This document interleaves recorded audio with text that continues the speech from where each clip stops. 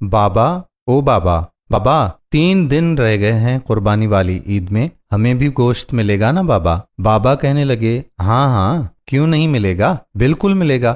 بچی کہنے لگی بابا لیکن پچھلی عید پر تو کسی نے بھی ہمیں گوشت نہیں دیا تھا، اب تو پورا سال ہو گیا ہے گوشت دیکھے ہوئے بھی۔ بابا نے کہا نہیں شازیہ، اللہ نے ہمیں بھوکا تو نہیں رکھا نا میری پیاری بیٹی، ہر حال میں اللہ کا شکر ادا کرنا چاہیے۔ ڈاکٹر صاحب قربانی کے لیے بڑا جانور لے کر آئے ہیں اور ماسٹر جی بھی تو لے کر آئے ہیں نا، ہم غریبوں کے لیے ہی تو قربانی کا گوشت ہوتا ہے، امیر لوگ تو سارا سال گوشت ہی کھاتے ہیں۔ خیر، آج عید قربان پر مولوی صاحب بیان کر رہے ہیں کہ قربانی میں غریب مسکین لوگوں کو نہیں بھولنا چاہیے، ان کے بہت سارے حقوق ہوتے ہیں۔ شازیہ کا باپ بھی نماز ادا کر کے گھر پہنچ گیا۔ گھنٹہ بھر انتظار کرنے کے بعد شازیہ بولی کہ بابا ابھی تک گوشت نہیں آیا۔ بڑی بہن رافیہ بولی چپ ہو جا شازی، بابا کو تنگ کیوں کر رہی ہو؟ وہ چپ چاپ دونوں کی باتیں سنتا رہا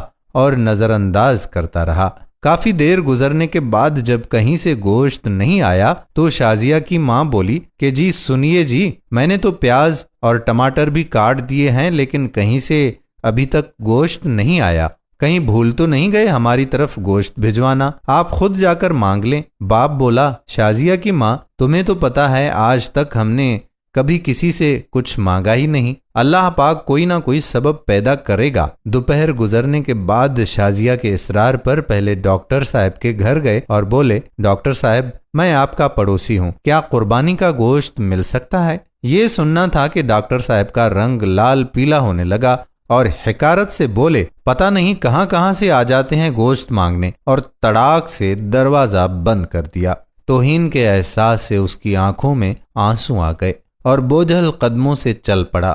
راستے میں ماسٹر جی کے گھر کی طرف قدم اٹھے اور وہاں بھی وہی دستے سوال۔ ماسٹر جی نے گوشت کا سن کر عجیب سی نظروں سے دیکھا اور چلے گئے۔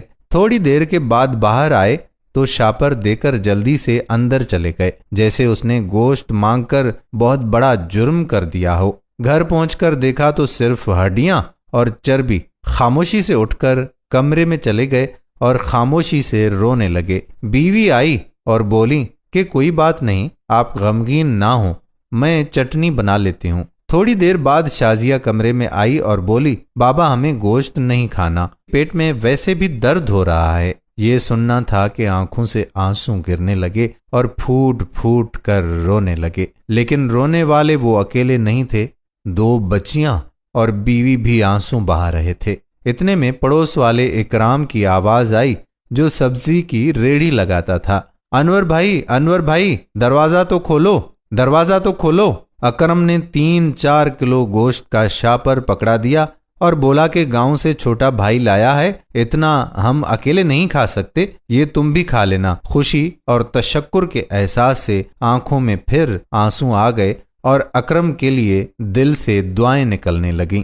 گوشت کھا کر ابھی فارغ ہوئے ہی تھے کہ بہت زور کا طوفان آیا، بارش شروع ہو گئی، اس کے ساتھ ہی بجلی بھی ہو گئی غائب۔ دوسرے دن بھی بجلی نہیں آئی، پتہ کیا تو معلوم ہوا کہ ٹرانسفارمر ہی جل گیا ہے۔ تیسرے دن شازیہ کو لے کر وہ باہر کہیں جا رہے تھے تو دیکھا کہ ماسٹر جی اور ڈاکٹر صاحب بہت سا گوشت باہر پھینک رہے تھے جو بجلی نہ ہونے کی وجہ سے خراب ہو چکا تھا اور اس پر کتے جھپٹ رہے تھے۔ شازیہ بولی کہ بابا کیا کتوں کے لیے قربانی تھی؟ وہ شازیہ کا چہرہ دیکھتے رہ گئے اور ماسٹر جی اور ڈاکٹر صاحب نے یہ سن کر گردن جھکا لی۔ خدا را احساس کریں غریب اور مسکین لوگوں کا۔ یہ صرف ویڈیو ہی نہیں، اپنے آس پاس خدا را مساکین کی ضرورتوں سے ہمہ وقت آگاہ رہنے کی آپ سے درخواست بھی ہے۔ اس قربانی پر اپنے پڑوسیوں میں خدا را مساکین کو بھی ضرور اس کا حصہ دیں تاکہ وہ آپ کے لیے دعاگو ہوں۔ آج کی ہماری ویڈیو اگر آپ کو پسند آئی ہو تو اپنے دوستوں کے ساتھ شیئر ضرور کر دیجئے۔ اور ساتھ ہی ساتھ ہمارے یوٹیوب چینل راہ حیات آفیشل کو سبسکرائب کریں اور فیس بک پر ہمارے پیج راہ حیات کو لائک کر کے فالو کر دیجئے تاکہ ہم ایسی مزید معلوماتی اور دلچسپ ویڈیو آپ تک پہنچاتے رہیں۔ جزاک اللہ خیرہ۔ آنے والی ویڈیو تک اپنے میزبان قادر بخش کلہوڑو کو اجازت دیجئے۔ اللہ حافظ۔